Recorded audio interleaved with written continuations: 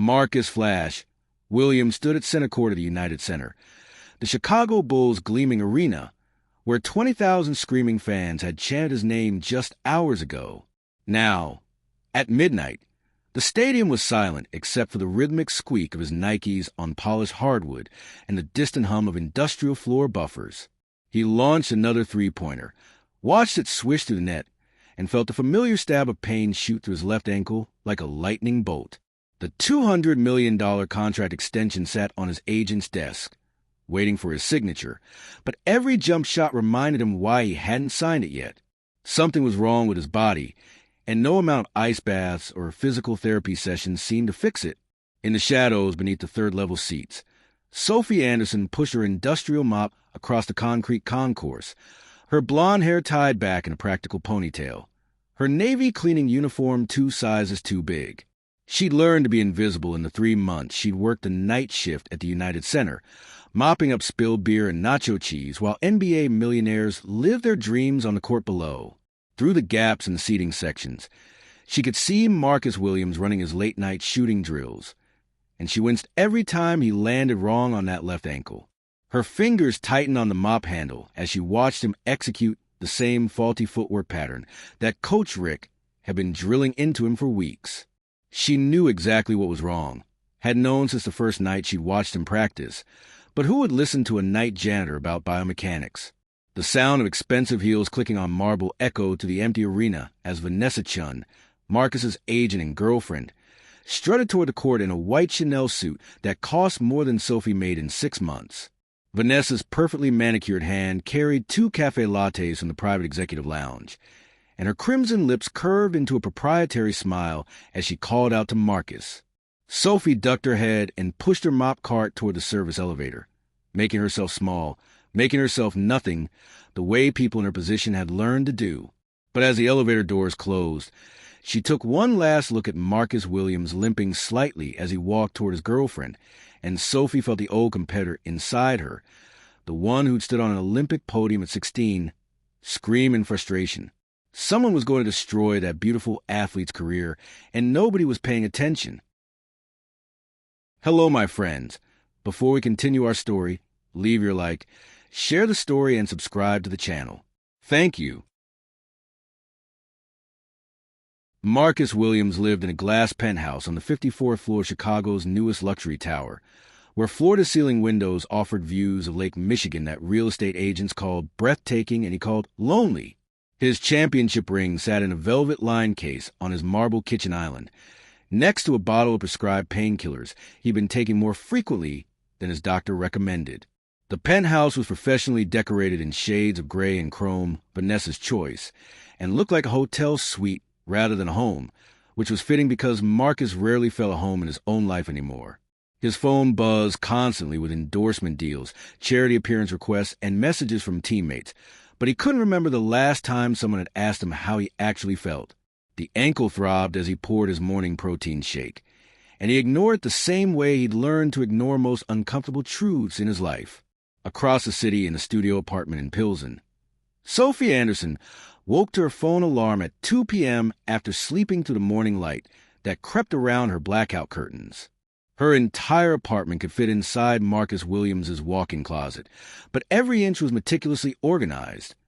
Cleaning supplies under the kitchen sink, a small desk with anatomy textbooks stacked precisely by size, and a single shelf displaying a tarnished bronze medal that she kept tucked behind a photo of her parents.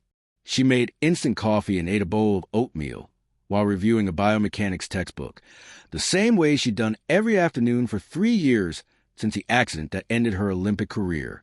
The doctors had saved her ability to walk, but the fractured vertebrae in her back meant she'd never compete in gymnastics again, never feel that perfect moment of suspension in midair before dismount. She'd been America's sweetheart at 16, Sophie the Spark Anderson, the small-town Illinois girl who'd won bronze on the balance beam in front of millions, until her drunk coach had wrapped his car around a telephone pole on the drive back from a competition. Sophie's phone showed a text from her younger brother Tyler, a freshman at Northwestern studying engineering on a full scholarship she'd helped him earn by working 3 jobs to pay for his SAT prep courses. Sis, thanks for the care package. Those cookies were bomb. You come into my engineering showcase next month." She smiled and typed back a quick response, then glanced at the clock and realized she needed to start getting ready for her night shift. The cleaning job at the United Center paid $13 an hour plus benefits, which was decent for unskilled labor. But some nights she felt like she was haunting her own past like a ghost, watching other athletes live the dream she'd lost. Still, being near the sport, any sport, was better than working retail or waitressing at some chain restaurant where nobody understood why a former Olympian was checking their bags for shoplifted merchandise. She pulled on her Navy cleaning uniform and tied her hair back, transforming from Sophie Anderson, Olympic medalist, into Sophie Anderson, invisible night worker.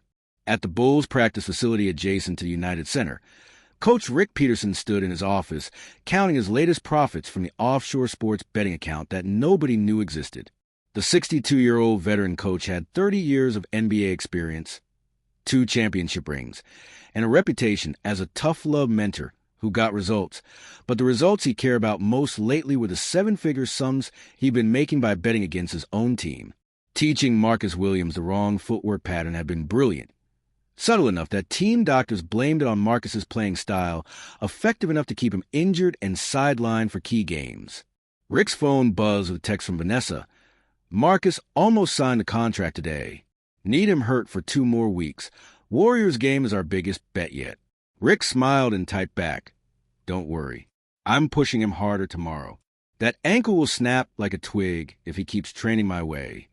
Marcus arrived at the practice facility at 6 p.m. for his daily training session with Coach Rick, his ankle already aching before they even started. Vanessa kissed his cheek in the parking lot and reminded him that the contract extension deadline was Friday, just 5 days away, and the Bulls' management was getting impatient with his hesitation. "Baby, you're overthinking it," Vanessa said, her manicured nails drumming on her Prada bag. $200 million is generational wealth. Your ankle is fine. It's all in your head like Rick keeps saying. Marcus wanted to believe her, wanted to believe that the stabbing pain every time he pivoted was just mental weakness, but something felt fundamentally wrong in a way he couldn't articulate. He nodded anyway, because that's what he'd learned to do, agree with the people who claimed to know better than he did about his own body. Inside the practice facility, Coach Rick set up a brutal drill sequence designed to look like legitimate training, while actually targeting Marcus's weakest points. "You're going soft, Williams."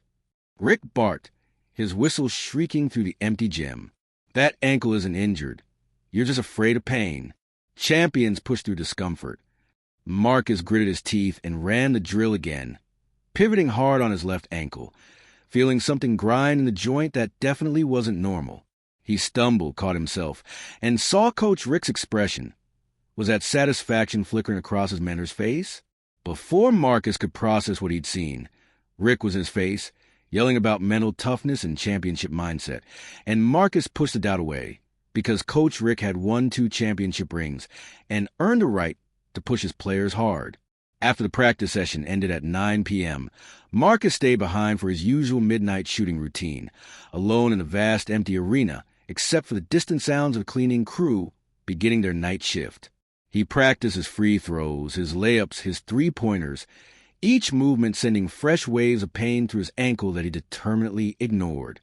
The arena lights cast long shadows across the court, and Marcus found himself thinking about his childhood in Chicago's South Side, where basketball had been his ticket out of poverty and into a life he barely dared to imagine.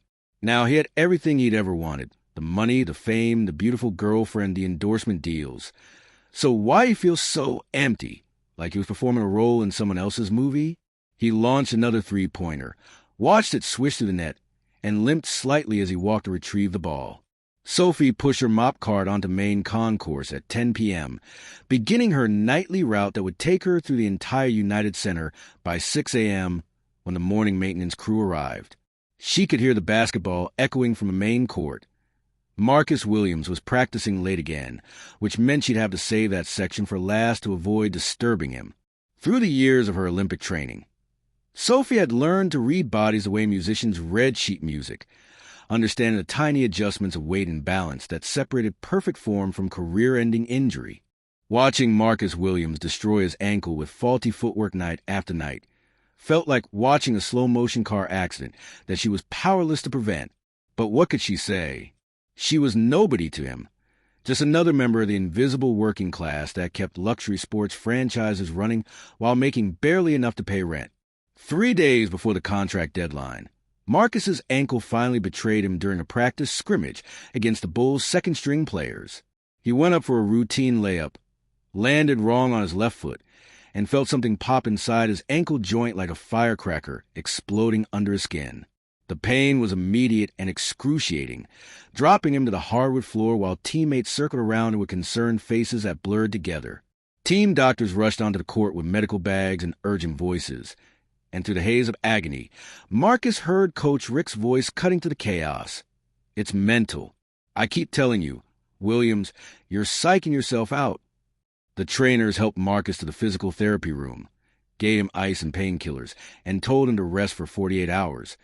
But nobody could explain why a 28-year-old elite athlete in peak condition kept suffering the same mysterious injury. Vanessa arrived at the practice facility within 20 minutes, her designer heels clicking urgently across the training room floor as she dismissed the medical staff and closed the door for privacy. "Marcus, baby, this is getting ridiculous," she said, her voice tight with barely concealed frustration.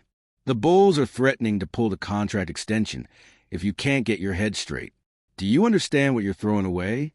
$200 million because you're afraid of a little discomfort."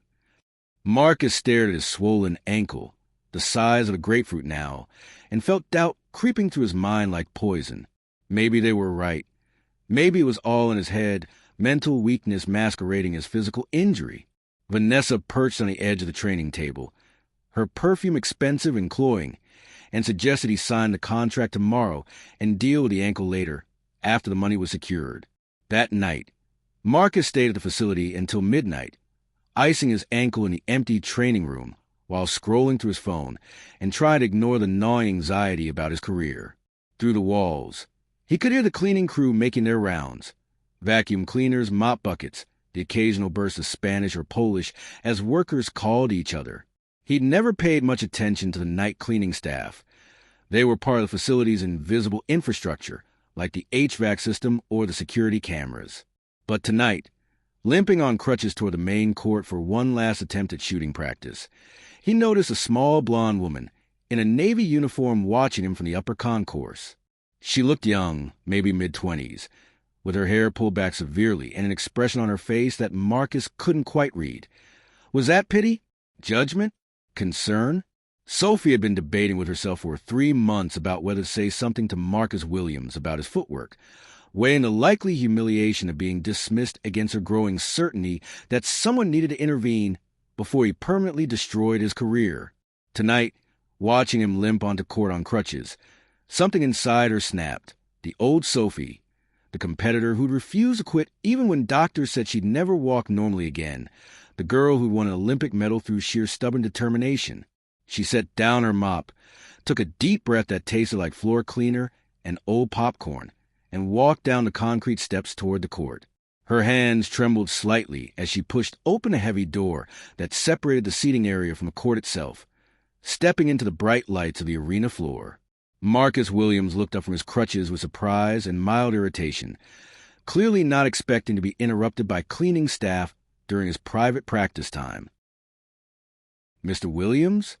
Sophie's voice came out smaller than she'd intended, barely echoing in the vast, empty arena.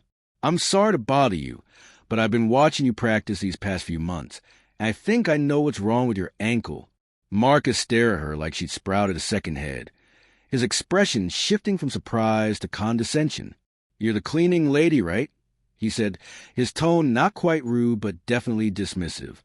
"Look, I appreciate the concern, but I have team doctors, physical therapists, and a coach with 30 years of NBA experience.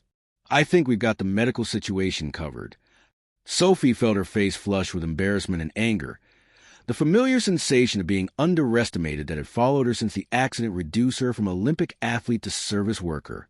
But she'd come this far, and the competitor in her refused to back down. "Your footwork is wrong," Sophie said, her voice stronger now, years of gymnastics training helping her project confidence she didn't quite feel. "Specifically, When you pivot on your left foot for a crossover dribble, you're rotating from your ankle joint instead of your hip. Coach Rick has been teaching you a technique that puts excessive torque on your ankle, which is why it keeps breaking down no matter how much you rest or ice it. Marcus's expression shifted from dismissive to irritated, his jaw tightening.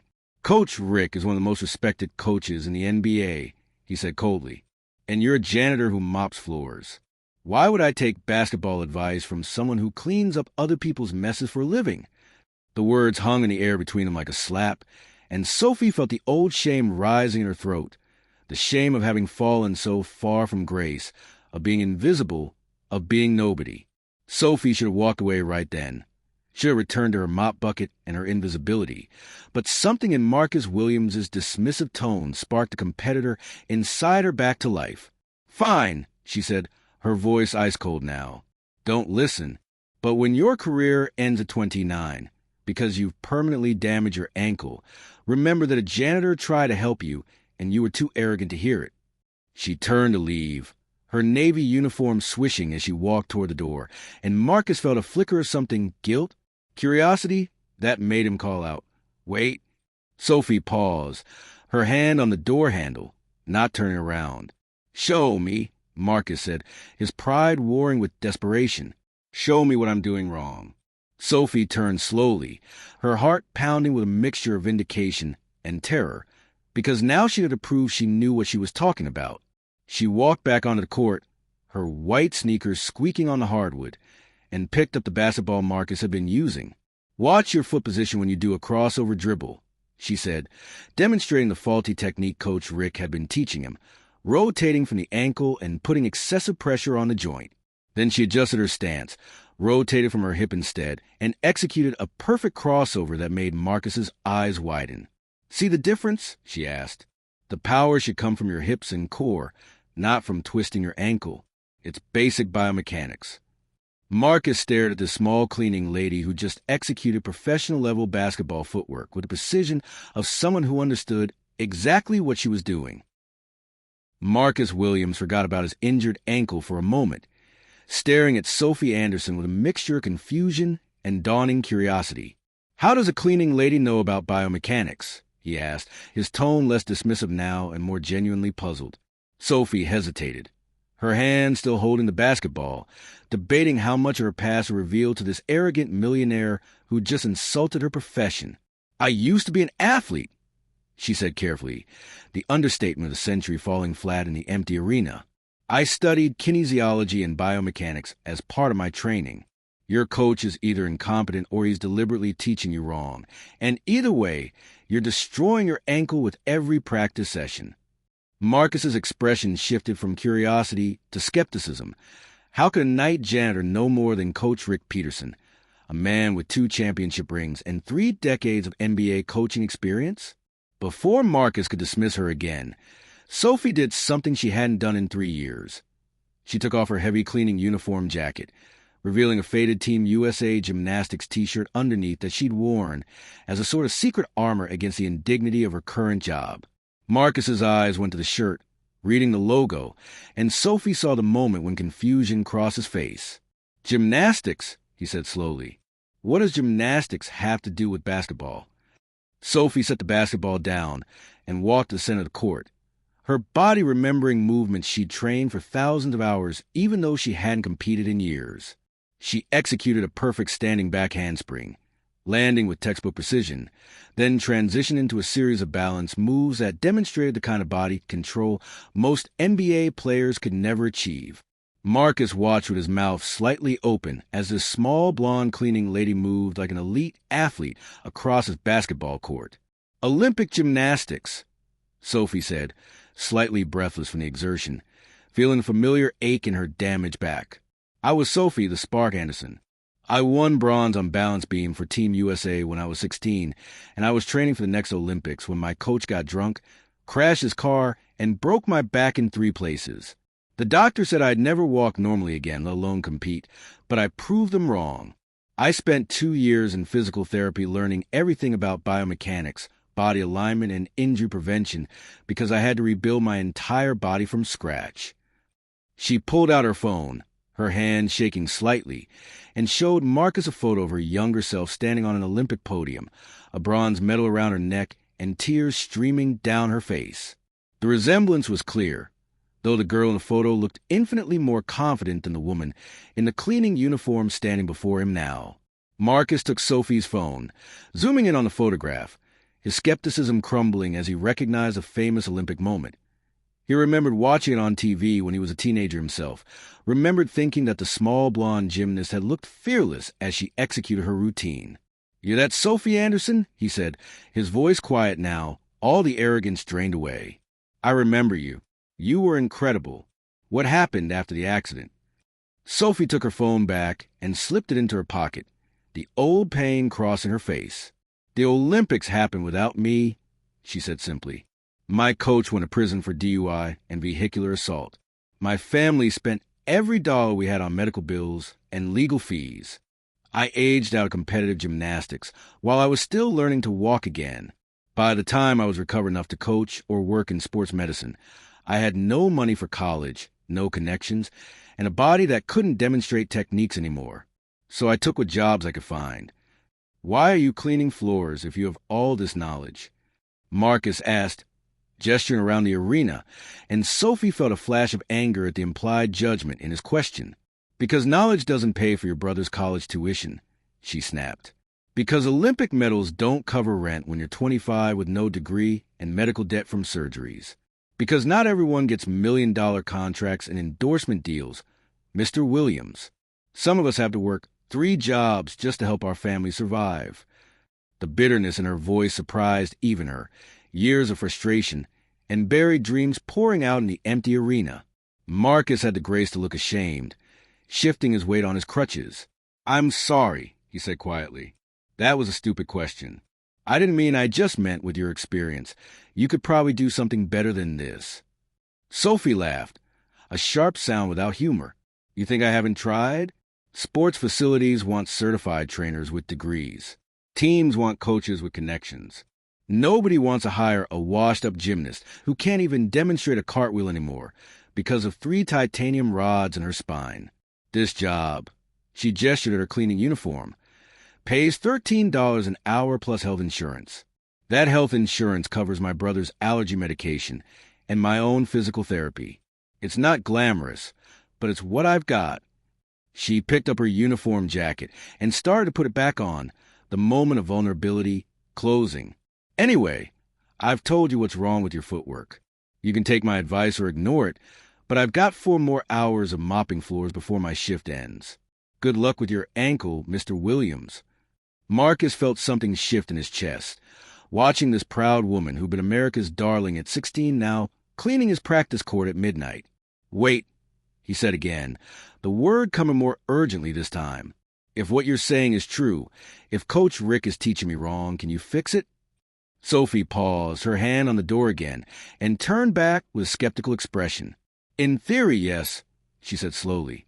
"Correcting the footwork pattern would take about 2 weeks of intensive retraining to break the muscle memory Coach Rick has built. But you have to actually listen to me, trust me, and work harder than you probably think you need to work. And even if I helped you, who would believe that a cleaning lady fixed what 17 doctors and a championship coach couldn't?" Marcus hobbled forward on his crutches, his ankle throbbing, but his mind suddenly clear. "I'd believe it," he said.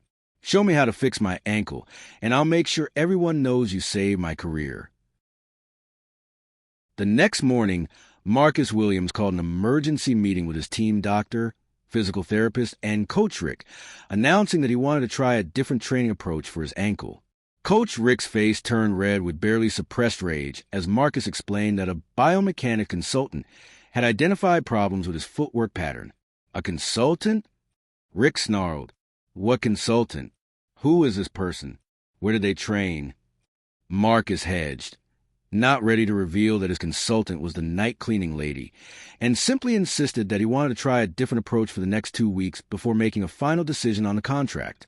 Vanessa, sitting in the corner of the conference room scrolling through her phone, looked up with irritation and told Marcus he was wasting time with nonsense when he should just sign the damn contract and stop being so dramatic about minor injuries.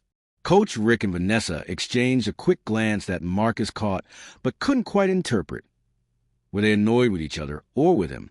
That night, Sophie arrived at the United Center for her shift and found Marcus waiting for her in the practice facility, having arranged to use the gym after regular hours. "I talked to my supervisor," Marcus explained, looking sheepish. "Asked if you could spend the first 2 hours of your shift helping me with some training before you start cleaning. I offered to pay your hourly rate plus a consultation fee." He said yes. Sophie stared at him, simultaneously touched by the gesture and skeptical of his motives. "You're serious about this?" she asked. Marcus nodded, and Sophie saw genuine desperation in his eyes. This wasn't about proving her wrong anymore. This was about saving his career. She set down her cleaning supplies, rolled up her sleeves, and became for the first time in 3 years something other than invisible. She became Coach Sophie, the person she dreamed of being before the accident stole that future from her.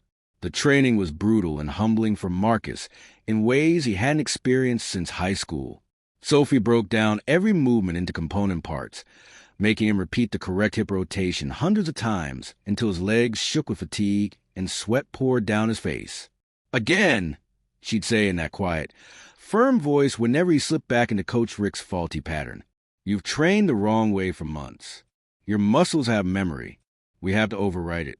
Marcus discovered that Sophie was relentless and exacting, seeing errors as form that nobody else had noticed, pushing him harder than Coach Rick ever had, but in a fundamentally different way.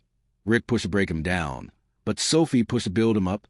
By the end of the first night, Marcus's legs were trembling, his pride was bruised, and his ankle felt better than it had in months despite the intensive workout. Over the next week, Marcus and Sophie fell into a nightly routine. He'd arrive at the practice facility at midnight. She'd spend 2 hours drilling him on correct form and biomechanics. Then she'd go back to mopping floors while he practiced on his own. They didn't talk much during training sessions. Sophie was all business, calling out corrections and adjustments in her quiet, authoritative voice. But during water breaks, Marcus found himself asking her questions about her Olympic experience, her family, and her dreams.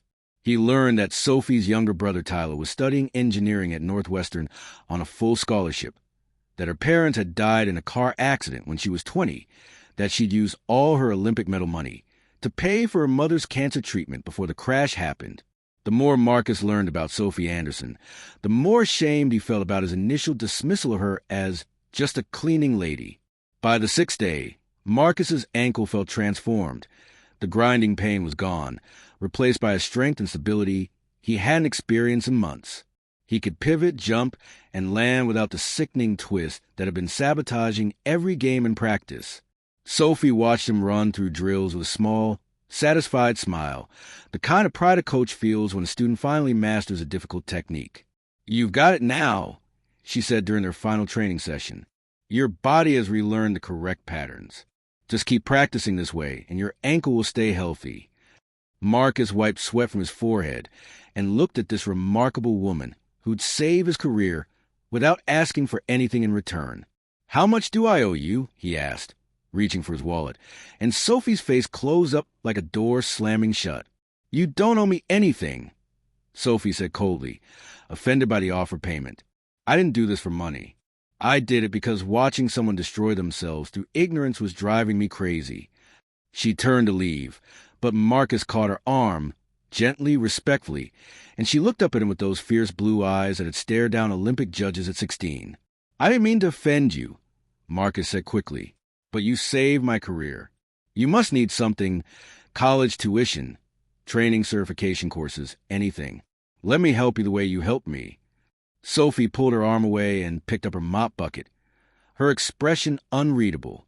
"The only thing I need from you," she said quietly, "is for you to sign that contract, play great basketball, and remember that sometimes the people you ignore know more than the people you trust."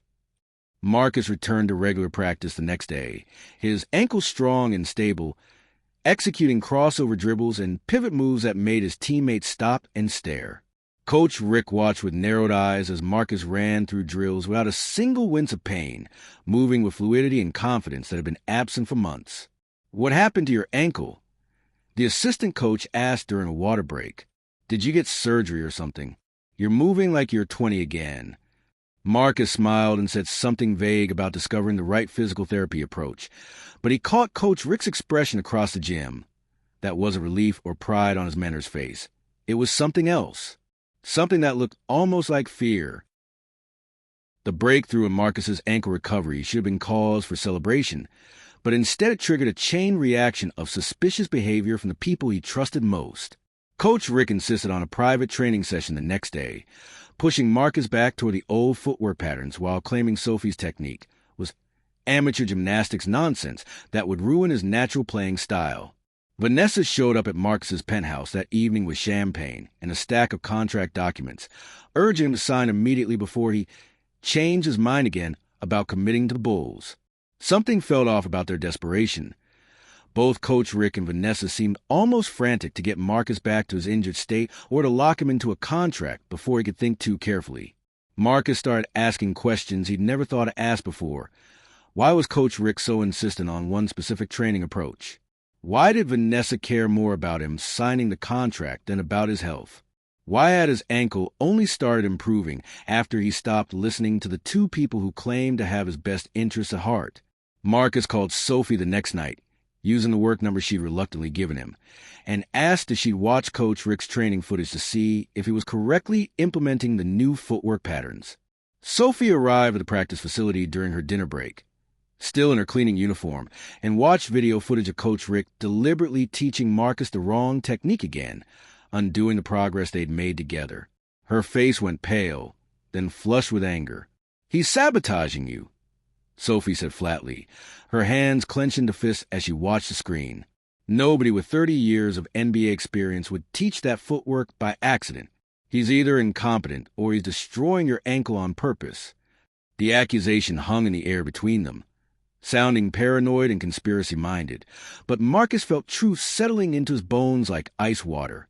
Coach Rick Peterson, his mentor and father figure for the past 5 years, had been deliberately injuring him.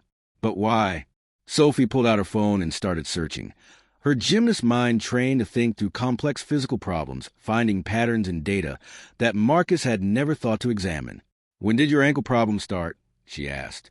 Marcus thought back. "About 4 months ago, right when contract extension talks began." Sophie nodded, pulling up Bulls game schedules and injury reports on her phone. "And which games did you miss because of the injury?" Marcus listed them off, and Sophie cross-referenced them with something on her screen. "Marcus," she said slowly, her voice tight with barely controlled fury, "you missed 7 games this season. All 7 were games where the Bulls were favored by 10 points or more. All 7 games the Bulls lost, which means betting against them would have been extremely profitable for anyone who knew in advance that their star player would be sidelined." The implications crashed through Marcus's mind like dominoes falling. Coach Rick had been destroying his ankle to fix games, betting against the Bulls, making millions while Marcus's career circled the drain. Before Marcus could fully process Sophie's theory, his phone buzzed with text from Vanessa. "Baby, where are you? I'm at your place with the contract papers. The Bulls GM needs your signature by midnight tonight, or the deal is off the table." Marcus stared at the text, then at Sophie, then back at his phone. "She's never this pushy," he said slowly. "She's aggressive about business stuff, but she's never given me actual ultimatums before. Why does she need me to sign tonight specifically?" Sophie's fingers flew across her phone screen, pulling up sports betting odds and game schedules. "Tomorrow the Bulls play the Warriors," she said. "The Bulls are favored by 12 points, but only if you're playing. If you're injured again before the game, the odds shift dramatically, and anyone betting against the Bulls stands to make a fortune. Marcus, what if Vanessa and Coach Rick are working together?" The accusation sounded insane, like something out of a thriller movie, but Marcus felt pieces clicking into place with sickening clarity. The way Vanessa and Rick always seemed to be on the same page, the way they both pressured him to ignore his injury concerns, the glance they'd exchanged yesterday when he announced his new training approach, the way Vanessa cared more about the contract timing than about his health. "I need proof," Marcus said, his voice shaking slightly. "I can't accuse my girlfriend and my coach of fraud based on suspicion. I need actual evidence." Sophie nodded, her mind already working through the problem like she was planning a gymnastics routine. Each move had to be perfect, executed in precise sequence, or the whole thing would collapse. Then we set a trap, she said. We make them think you're going back to the old training method, that your ankle is getting worse again, and we see what they do. The plan was risky and potentially career-ending if they were wrong, but Marcus trusted Sophie's instincts more than he trusted his own judgment at this point. He called Vanessa and told her he'd sign the contract tomorrow after the Warriors game, claiming he wanted one more night to sleep on the decision. Then he called Coach Rick and asked for an early morning training session, saying he was worried the new footwork felt unnatural and he wanted to go back to Rick's original technique. Over the phone, Marcus could hear the relief in Rick's voice, the satisfaction of a man who thought he'd regained control. "Smart decision, Williams," Rick said. "That gymnastics bullshit would have ruined your career. Come in at 6 a.m. tomorrow and we'll get you back on track." Marcus hung up and looked at Sophie, who'd been listening to the entire conversation. "They took the bait," he said. "Now what?" Sophie's plan was simple but required perfect timing. Marcus would wear a hidden camera during his early morning session with Coach Rick, giving them video evidence of Rick deliberately teaching harmful technique. Meanwhile, Sophie would use her access as a cleaning employee to check Coach Rick's office for any evidence of betting activity or communication with Vanessa about game fixing. "If we find proof, we go to the FBI," Sophie said firmly. "Sports fraud is a federal crime. We document everything, build an airtight case, and we burn them both." Marcus felt a strange mixture of grief and determination. He was about to destroy the career of his mentor and the relationship with his girlfriend, but they'd try to destroy him first. "Okay," he said. "Let's do this." Sophie nodded, her Olympic competitor's focus sharpening her features into something fierce and beautiful. "Tomorrow morning," she said, "we take them down."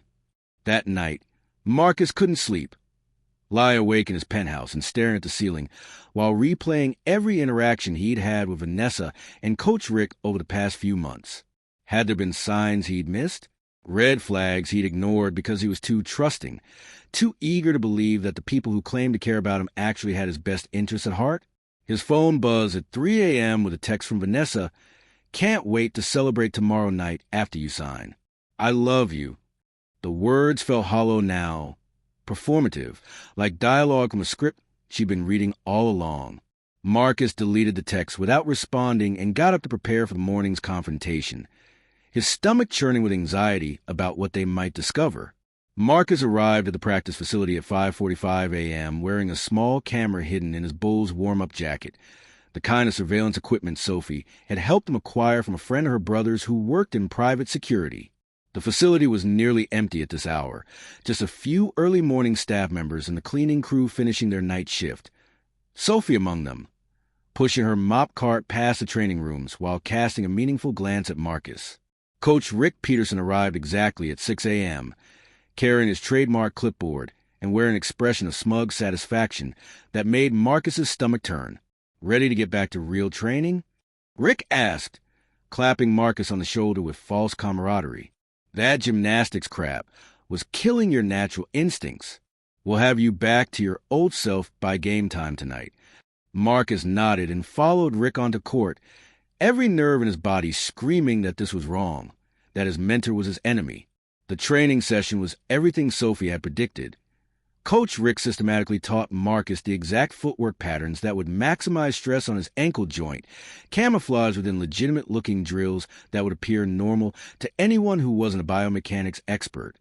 "Put more torque into that pivot," Rick instructed, demonstrating a movement that Sophie had explicitly warned would tear Marcus's ankle ligaments if performed repeatedly. "You're being too gentle. Championship players sacrifice their bodies for the game." Marcus executed the movement once, felt a familiar grinding pain start to return, and pretended to stumble. "Damn it," he muttered, grabbing his ankle. "It's starting to hurt again." Rick's face lit up with barely concealed satisfaction. "That's because you wasted a week on amateur training," Rick said smoothly. "We'll fix it. Keep going." While Marcus suffered through Coach Rick's deliberately harmful training, Sophie used her master keycard, provided all cleaning staff her access to locked areas, to enter Rick's office in the coaching wing. Her hands shook as she rifled through his desk drawers, knowing she had maybe 10 minutes before someone noticed her in an area she had no business being. She found Coach Rick's personal laptop sitting on his desk, closed but not password protected, and opened it to discover a browser still logged into an offshore sports betting account. The account balance showed $4.7 million in recent deposits, with betting history that correlated exactly with Bulls games Marcus had missed due to injury. Sophie's heart pounded as she took photos of the screen with her phone, documenting the evidence that Coach Rick Peterson had been making millions by betting against his own team. But the smoking gun came in the form of an email thread between Rick and Vanessa Chun, discussing the Williams project and coordinating which games to target for maximum profit. The email exchange was damning and explicit. Vanessa writing, "Keep Marcus injured through December. I'll keep stalling the contract signing." And Rick responding, "Already on it. His ankle is one bad pivot away from tearing completely." Sophie felt rage building in her chest, years of frustrated powerlessness transforming into cold determination. These people had tried to end Marcus Williams' career for money, had manipulated and gaslit him while pretending to care about his success. Sophie photographed every email, every betting slip, every piece of evidence she could find, then carefully closed the laptop and returned it to its original position. She slipped out of Rick's office and texted Marcus a single word: proof. Then she returned to her cleaning duties, mopping the hallway outside the training room while waiting for the confrontation she knew was coming. Marcus's phone buzzed with Sophie's text during a water break, and he made a decision. "Coach," he said carefully, "I want to thank you for everything you've done for me over the years. You've been like a father to me, which is why I'm giving you one chance to tell me the truth. Are you betting against the Bulls?" The color drained from Coach Rick's face, then flooded back in an angry red flush. "What the hell are you talking about?" Rick sputtered, but his eyes darted toward his office down the hall. "Who's been filling your head with this conspiracy nonsense?" "That cleaning girl."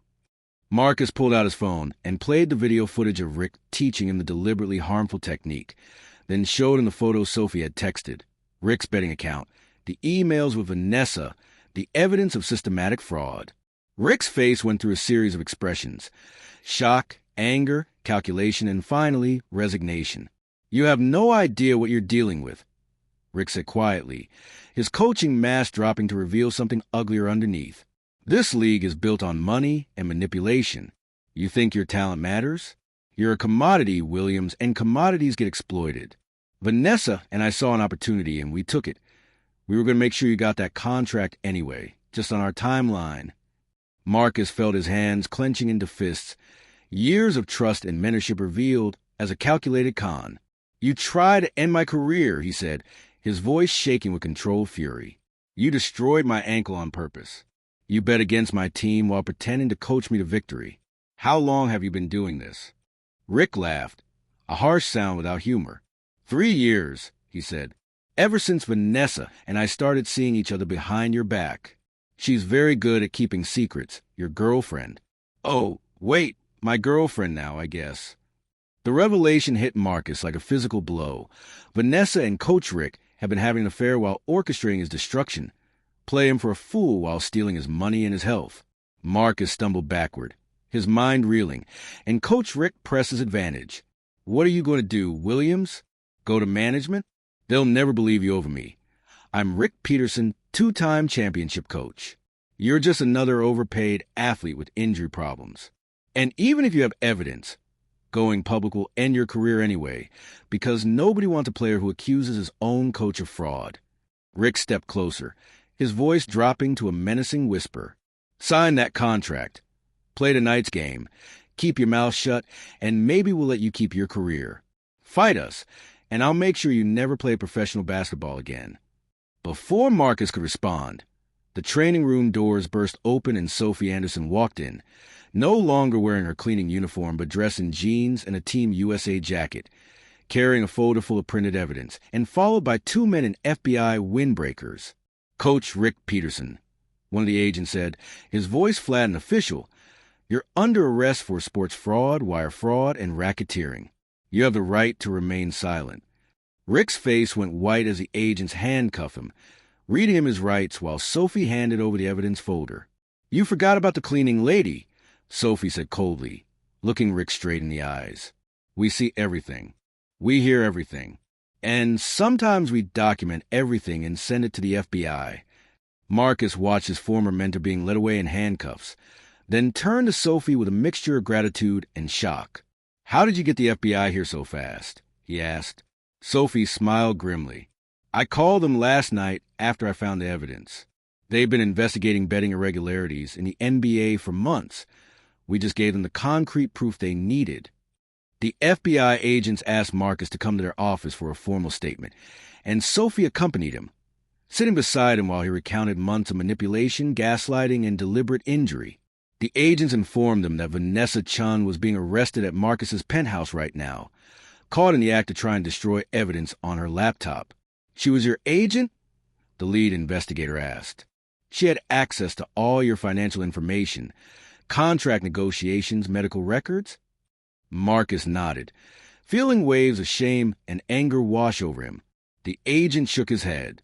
"Mr. Williams, you were the victim of an elaborate fraud scheme. Ms. Chun and Coach Peterson have been running this operation for at least 3 years, targeting multiple players across different teams. You're actually the first one to catch them. Most athletes never figure out what's happening." The story broke nationwide within hours. Bulls coach and agent arrested in multi-million-dollar sports fraud scheme, and Marcus's phone exploded with messages from teammates, reporters, and Bulls management, all demanding explanations. The Bulls organization called an emergency press conference, with Marcus standing at a podium in front of hundreds of reporters while general manager David Griffin praised his courage in exposing corruption. Marcus Williams saved not just his own career, but the integrity of this franchise and this league, Griffin announced.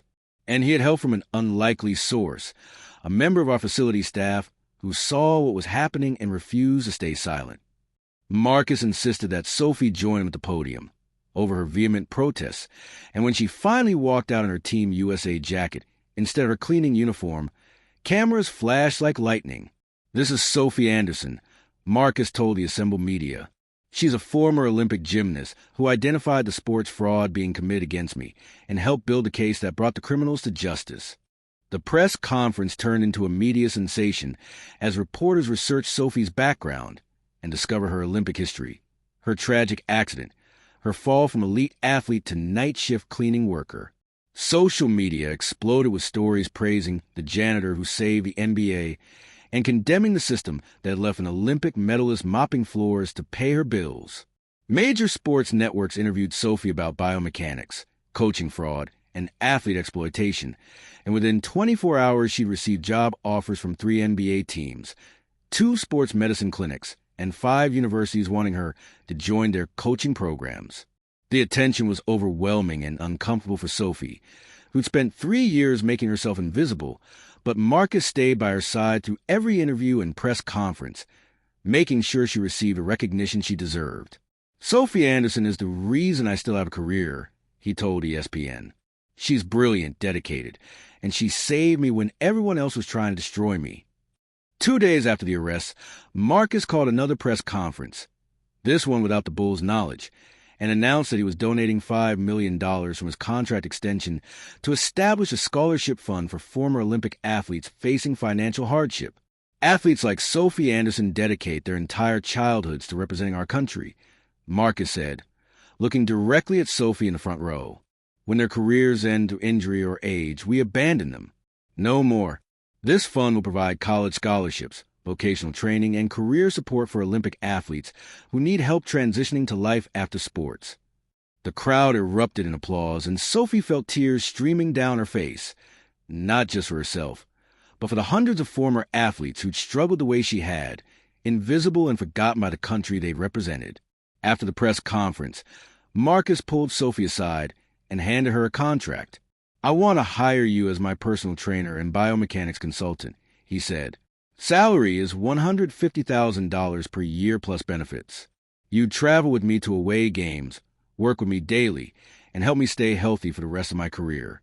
Sophie stared at the contract, her hands shaking. $150,000, she whispered. "Marcus, I was making $27,000 as a cleaner. This is life-changing money." Marcus smiled, the first genuine smile Sophie had seen on his face since they'd met. "You saved my career," he said simply. "You exposed criminals who were destroying the sport I love. You protected me when I was too blind to protect myself. This isn't charity, Sophie. This is you being compensated fairly for your expertise and your courage. You're worth every penny and more." Sophie looked down at the contract, then back up at Marcus Williams, the arrogant NBA star who dismissed her as just a cleaning lady 2 weeks ago. "I don't know what to say," she admitted. Marcus reached out and gently took her hand. "Say yes," he said, "and then let me take you to dinner to celebrate, not as an employer and employee, but as friends, real friends." Dinner became coffee, which became long conversations in Marcus's car in the parking lot, which became daily text messages about everything from basketball technique to Sophie's brother's engineering projects to Marcus's feelings about having been betrayed by people he loved. Marcus discovered that Sophie was funny, brilliant, fiercely loyal, and completely unimpressed by his fame or money. She saw him as Marcus, the kid from Chicago's South Side who loved basketball, not as Flash Williams, the NBA superstar. For a part, Sophie found herself relaxing around Marcus in ways she hadn't relaxed around anyone since before her accident, letting him see the competitor and dreamer still buried under years of survival mode. One night, 3 weeks after Coach Rick's arrest, Marcus took Sophie to a Bulls game, not as his employee but as his guest, and introduced her to his mother who'd flown in from Chicago to meet the woman who'd saved her son's career. Marcus's mother, a retired schoolteacher named Dorothy, hugged Sophie tight and whispered, "Thank you for protecting my baby," in her ear, and Sophie felt something crack open in her chest that she kept locked tight since the accident. The Bulls organization formally offered Sophie a position as an assistant conditioning coach, making her the first female coach on an NBA staff, with a salary of $200,000 in benefits that included continuing education support. Sophie accepted, enrolled in online biomechanics courses at Northwestern, her brother's school, and began the slow process of building the career she dreamed of having before the accident stole her future. She moved out of her studio apartment in Pilsen into a 2-bedroom condo in Lincoln Park, bought her brother a new laptop for his engineering classes, and started physical therapy again to strengthen her damaged back. For the first time in 3 years, Sophie Anderson wasn't just surviving, she was thriving. And through all of it, Marcus Williams was there, cheering her victories and supporting her struggles, transforming from arrogant superstar into her closest friend and biggest advocate. For months after Sophie saved his career, Marcus invited her to his penthouse for dinner. He'd learned to cook from his mother during the off-season and insisted on making Sophie his signature dish, jerk chicken with rice and peas that filled the apartment with spicy, sweet aromas. They ate on his balcony overlooking Lake Michigan, talking about Sophie's latest coaching techniques and Marcus's upcoming playoff games. And somewhere between the main course and dessert, Marcus reached across the table and took Sophie's hand.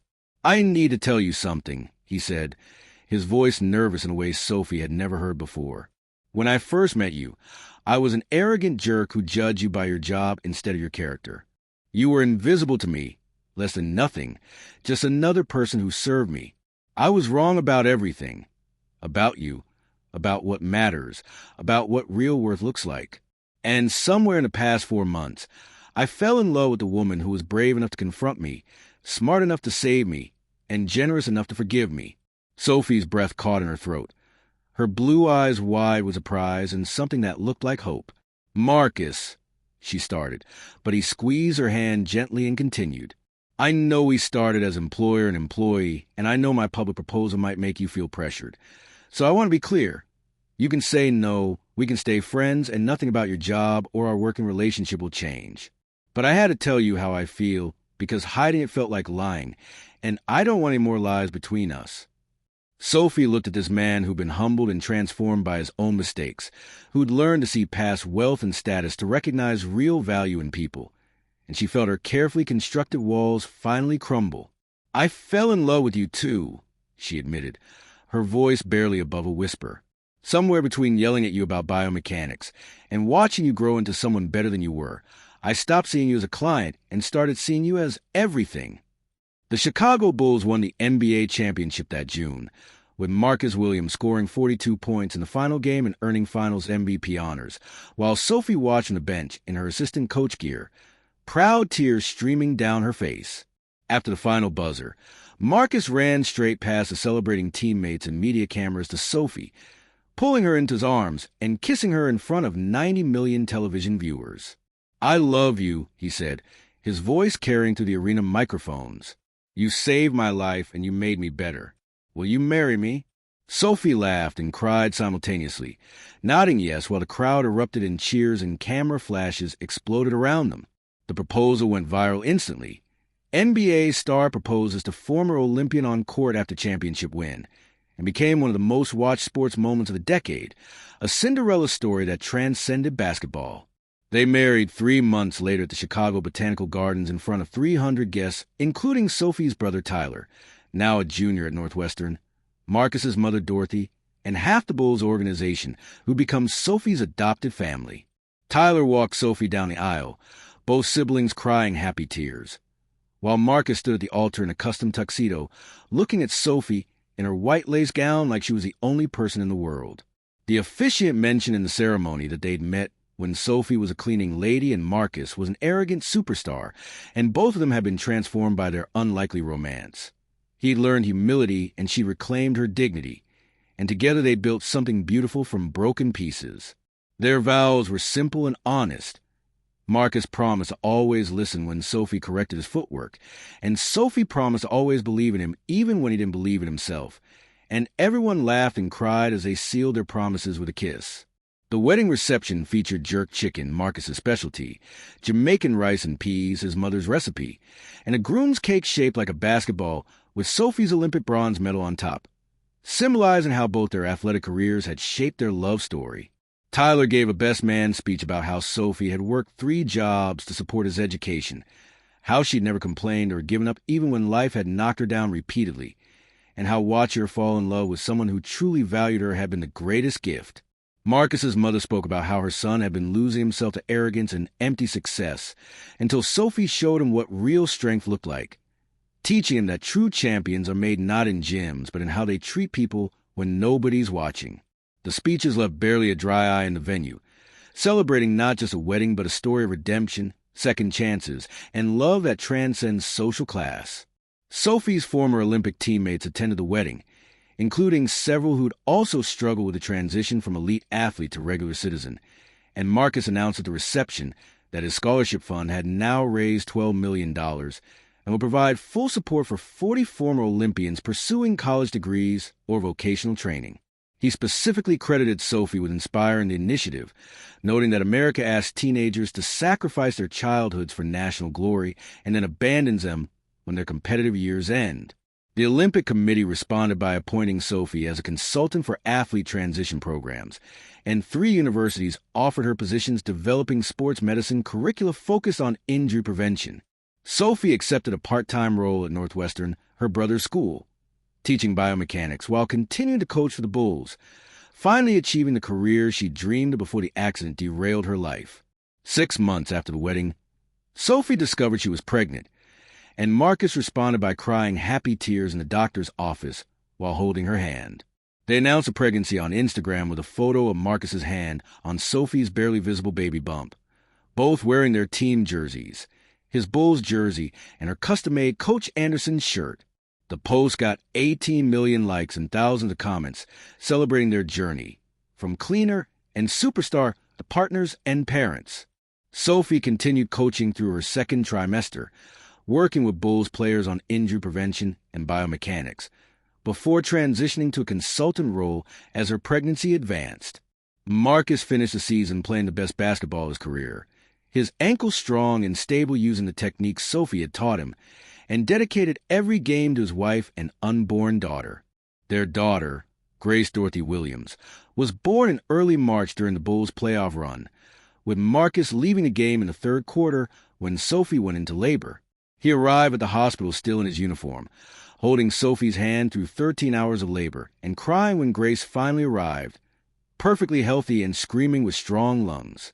Dorothy Williams flew in from Chicago to help with the baby, staying in Marcus and Sophie's now 5-bedroom house in the suburbs they bought specifically for the family they were building. Tyler visited every weekend from Northwestern, bringing engineering textbooks to study, while holding his niece, amazed that his sister, who'd once cleaned floors to pay for his SAT prep, was now living a life that seemed impossible just a year ago.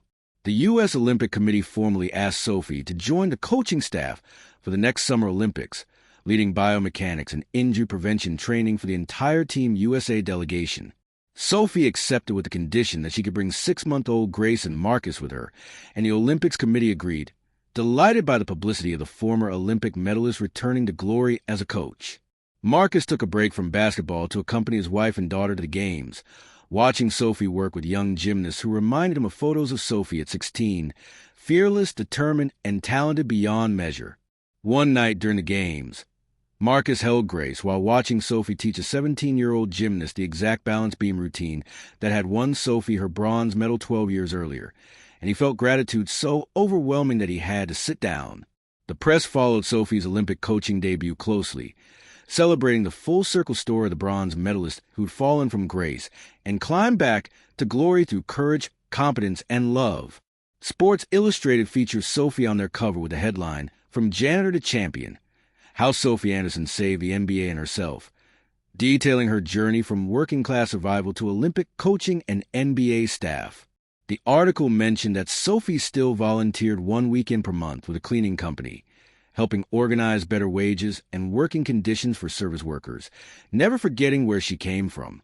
When asked why she continued this advocacy work when she was now wealthy and successful, Sophie simply said, "Because everyone who works deserves dignity, and nobody should be invisible just because their job isn't glamorous. I was that invisible woman once, and I'll never forget what it felt like." Marcus and Sophie celebrated their second anniversary by renewing their vows at Centercordia United Center, the same place where Marcus had once dismissed her as just a cleaning lady, and where they'd later exposed a multi-million-dollar fraud scheme. The Bulls organization retired Sophie's honorary jersey, number 16, for the age she'd won her Olympic medal, making her the first non-player to receive that honor. During the ceremony, Marcus gave a speech about how Sophie had taught him that true worth isn't measured in contracts or fame, but in character, courage, and the quiet dignity of doing right when nobody's watching. Sophie responded by thanking Marcus for seeing her when she was invisible, for trusting her when he had no reason to trust, and for building a life with her that was better than any fairy tale because it was real, earned, and shared equally between true partners. Their story became legendary in sports circles, the underdog cleaning lady who saved the NBA superstar and fell in love along the way. But for Sophie and Marcus, the real miracle was simpler. They'd found each other at their worst moments and helped each other become their best selves. On quiet Sunday mornings, they'd take Grace to the neighborhood park, Marcus pushing the stroller, while Sophie walked beside him, both dressed in jeans and T-shirts like any normal family. Sometimes people recognized them and asked for autographs, but mostly they were just Marcus and Sophie, former Olympic athlete and former NBA star, now coach and player and partners and parents, living the American dream not because they'd achieved wealth and fame, but because they'd found love, purpose, and the courage to see past social barriers to recognize real value in each other. And every night, Marcus would kiss his wife and daughter goodnight, then look around his life, messy and beautiful and imperfect and real, and thank God for the cleaning lady who refused to stay invisible, who'd saved his career and his soul, and who'd taught him that sometimes the people you underestimate are the ones who change your life forever.